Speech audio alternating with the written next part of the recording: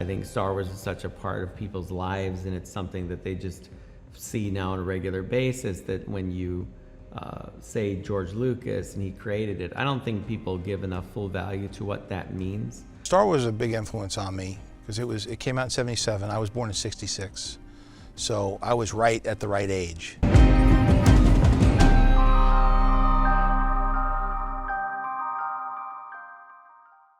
And it was before all the hype. You know, it was the first to kind of the popcorn blockbusters. You had that, and then you had Spielberg's films. So you had like Jaws and that. But before then, it was still the '70s. You know, it was '70s movies. And I remember seeing, I don't even remember seeing a commercial. I remember seeing like a picture in the newspaper, like the New York Post or something, about the movie. And it was after it was out already, and it was like, this looks pretty cool. And I went to see it, and then it was just like, it just pinned my ears back just looking at that thing, and I was just mouth agape. In this case, since there's real things on the set, we have real cameras and real people. The sets are bigger than they were on Jungle Book, but it's essentially the same formula. And now instead of having a green screen that you have to move around in light, which took forever, and that was really the frustration that led to these innovations, which was how could we do that without green screens next time? And so that led to, you have a green stage, you have pre-lit green areas that you could expose, and then it turned into these video walls where you could have green just behind the actor, and then interactive light, which we used on Jungle Book also for shadows and things on the characters, which we were inspired by, like Gravity, where they had all those video panels.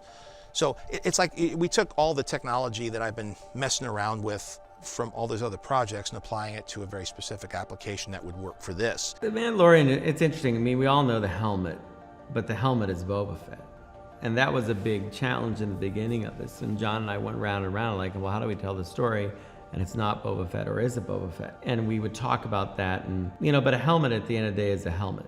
And I've shown that helmet quite a bit on Rebels and Clone Wars. The show, to me, in the most basic storyline, is about a man who's been following a way of life and has that way of life sort of upended by the introduction of the baby.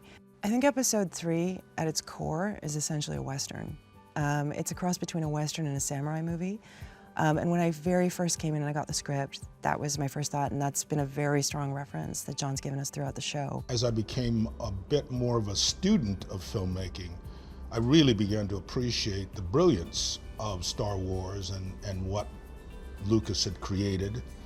And then I, of course, started to read more, and the hero's journey and all those kinds of books, and began to really appreciate Joe Campbell and what he was saying and understand a lot more.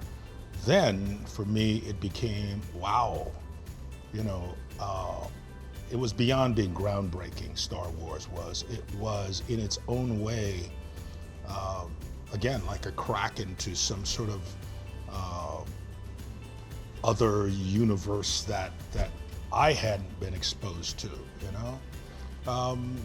So it was pretty phenomenal. Not only what it was at the time, but what it has become.